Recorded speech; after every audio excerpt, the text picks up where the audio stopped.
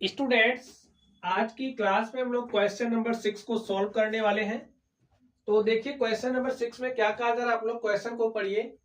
इसमें कह रहा है कि ए बी सी एक समद्विबाहु त्रिभुज है जिसमें ए बी बराबर ए सी है। भुजा बी ए बिंदु डी तक इस प्रकार बढ़ाई गई है कि ए डी बराबर ए बी है। देखिए आकृति, तो ए हमारी आकृति है। इस आकृति में आप लोग ध्यान से देखिए, ए बी सी क्या है, एक समद्विबाहु त्रिभुज है जिसमें जो भुजा ए बी है वो बराबर किसके दिया है, ए सी के। आगे देखिए क्या कह रहा है कि ए जो बी ए है, बी ए को कुछ इस तरीके से डी तक बढ़ाया गया है कि ए जो ए डी है वो बराबर किसके है, ए बी के। इतना तो हमें दिया है।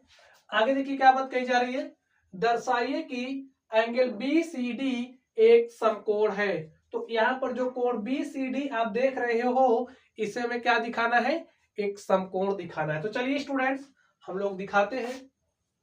आप लोग ध्यान से देखिए। देखिए ये जो त्रिभुज हमारा ए बी सी है, आप इस त्रिभुज ए बी सी को लीजिए और इसको देखिए। तो लिखिए त्रिभुज ए बी सी में, त्रिभुज ए बी सी में, ए बी सी में स्टूडेंट्स आप लोग क्या देख रहे हो, जो हमारी भुजा ए बी है वो बराबर ए सी। तो लिख लीजिए ए बी बराबर ए सी। इसको हमने क्यों लिखा, क्योंकि ए हमें दिया है। ठीक है स्टूडेंट्स, और एक बात आप लोग समझिए, जब कोई त्रिभुज है, जैसे आप समझिए हमारे पास एक त्रिभुज ए है और इस त्रिभुज में ए भुजा इसके बराबर है, तो आप लोगों ने एक प्रमेय पढ़ी होगी कि जो बराबर भुजाएं होती हैं, बराबर भुजाओं के सम्मुख कोण बराबर होते हैं। तो ए भुजा बराबर है तो इसके सम्मुख कोण ए हो गया, इसके सम्मुख कोण ए हो गया, ये दोनों कोण क्या होंगे, बराबर होंगे। ठीक इस प्रकार अब आप लोग इसमें देखिए, ए जो हमारा एंगल है वो इसके क्या होगा, बराबर होगा। तो लिख लीजिए जो हमारा एंगल, इसलिए जो हमारा एंगल बी है वो बराबर होगा किसके, ए सी बी के। एंगल ए सी बी, कारण लिख दीजिए, लिखिए चूंकि बराबर भुजाओं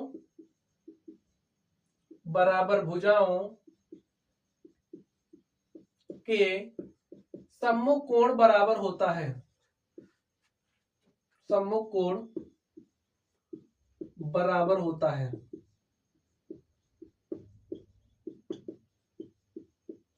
ठीक स्टूडेंट्स, चलिए आगे देखिए। चलिए इसको मान लेते हैं हमारा क्या है, समीकरण नंबर 1 है।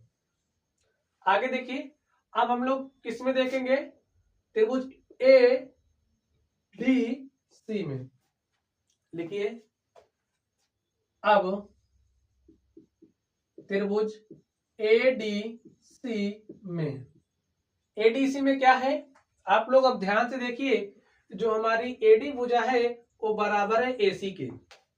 लिखिए जो भुजा ए डी है वो बराबर ए सी, ए में क्या है, दिया है, तभी तो लिख रहे हैं ना बराबर। आगे देखिए, अभी अभी हमने आपको सिखाया कि अगर कोई त्रिभुज है उसमें दो भुजा बराबर हैं तो बराबर भुजा के सम्मुख कोण बराबर होता है।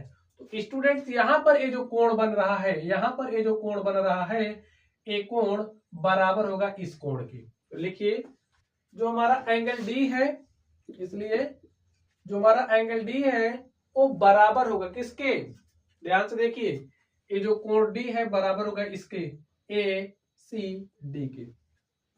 लिख दीजिए बराबर एंगल ए सी डी, और इसको आप मान लीजिए समीकरण नंबर 2। ठीक स्टूडेंट्स, अब देखिए हमें जो दिखाना है हम लोग उस पर चलेंगे। हमें दिखाना है ना कि भाई इसी कोण को 90 डिग्री दिखाना है, समकोण ए वाला जो कोण देख रहे हो पूरे को। ठीक है, तो ये जो हमारा समीकरण, आप लोग आगे ध्यान से देखिए। अब ये जो हमारा त्रिभुज है डी सी बी को हमें समकोण दिखाना है, तो हम लोग उस पर चलेंगे। तो यहां पर देखिए angle B plus angle D और जो एंगल सी है इसका योग कितना होगा, 180 डिग्री। तो लिख लीजिए, लिखिए angle B plus angle D और प्लस ये जो हमारा एंगल है B C D, angle B D का योग कितना होगा 180 डिग्री। क्यों होगा? क्योंकि त्रिभुज के तीनों कोणों का योग कितना होता है 180 डिग्री। एक कोण ए हो गया, दूसरा ए हो गया, तीसरा ए हो गया। ठीक है, तो तीनों का योग लेंगे तो 180 डिग्री आएगा ही।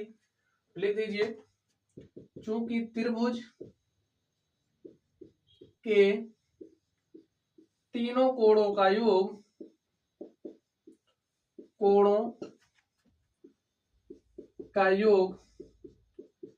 180 डिग्री होता है। चलिए अब आप लोग ध्यान से देखिए, angle B plus angle D, तो ए जो हमारा एंगल बी है किसके बराबर है? एंगल ए सी बी के। ठीक है, तो बी के स्थान पर क्या लिख दीजिए? Angle A C B.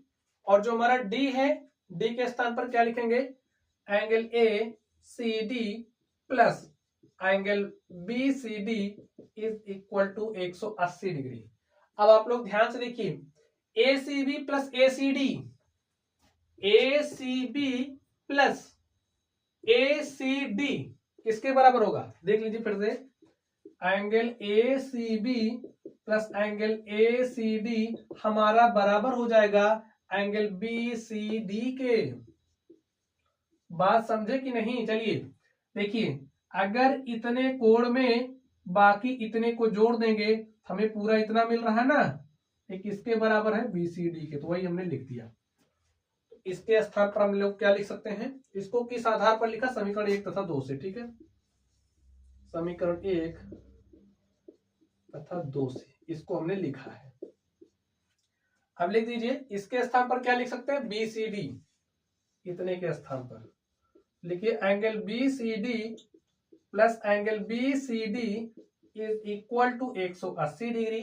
B C D plus B C D कितना हो जाएगा? 2 बी सी डी। लिखिए twice times of angle B C D is equal to 180 degree. तो हमारा एंगल बी सी डी है, देखिए दो यहाँ पर गुणे के साथ इधर आएगा, भाग के साथ हो जाएगा 180 डिग्री बटे में 2, 2 से काट दीजिए, 2 एक के 2, 2 9 18, 2 0 0। जो हमारा एंगल बी सी डी है वो बराबर हो जाएगा 90 डिग्री के। ठीक स्टूडेंट्स, तो 90 डिग्री है तो इसका मतलब समकोण है। तो लिखिए प्रूव्ड। हमें यही दिखाना था और हमने इसको दिखा दिया। तो स्टूडेंट्स, इस तरीके से जो हमारा क्वेश्चन था हमने इसको सॉल्व कर लिया है। चलिए आप लोग पढ़ते रहिए। Thank you.